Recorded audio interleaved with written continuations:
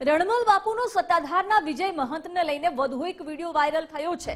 રણમલ બાપુએ વિજય મહંત ઉપર વધુ એક આક્ષેપો કર્યા છે।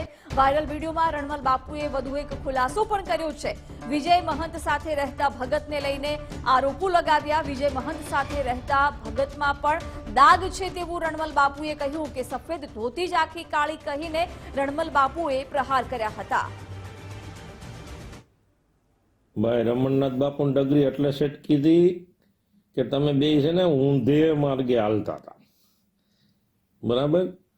જવાનું તો અમદાવાદ અને ગયા તમે સોમનાથ બાજુ હાલીને, એટલે રમણનાથ બાપુ વિડિયા નાખતા હતા। એને જ મને ફોન હોત કર્યો હતો, તમે કેમ વિરોધ કરો છો, તમે આ સાધુ સંતોનો કેમ વિરોધ કરો છો, આ મિટિંગો કરી એનો કેમ વિરોધ કરો છો,